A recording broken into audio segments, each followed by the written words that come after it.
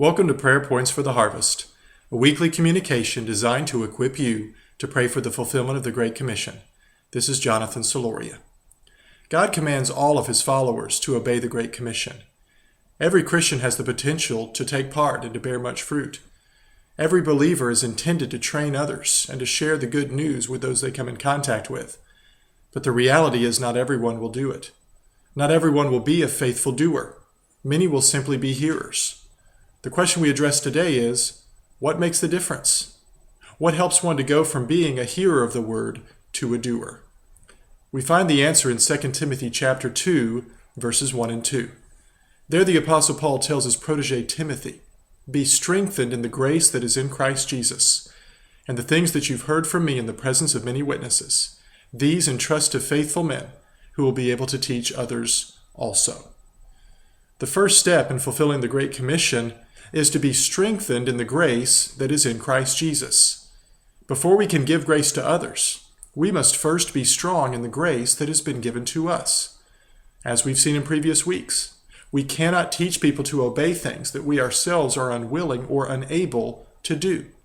So before we can lead others to Christ, we must first lead ourselves.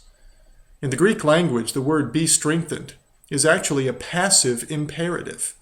It gives a command, but a command that we're incapable of fulfilling on our own. You see, only Christ can make us strong. Yet there is something that we can do.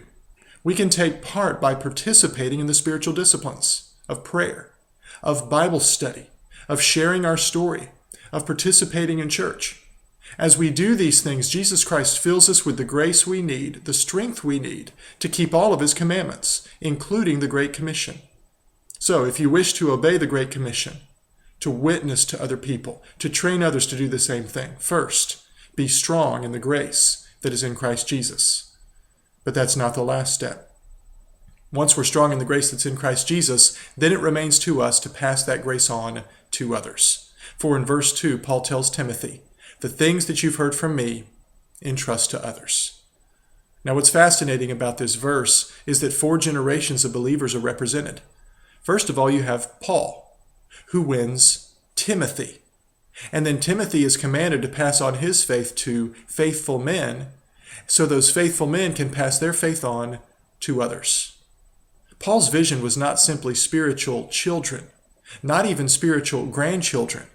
His vision was spiritual great-grandchildren, a multi-generational ministry that passed faith on from one generation to the next as one disciple made another, who made another, who made another.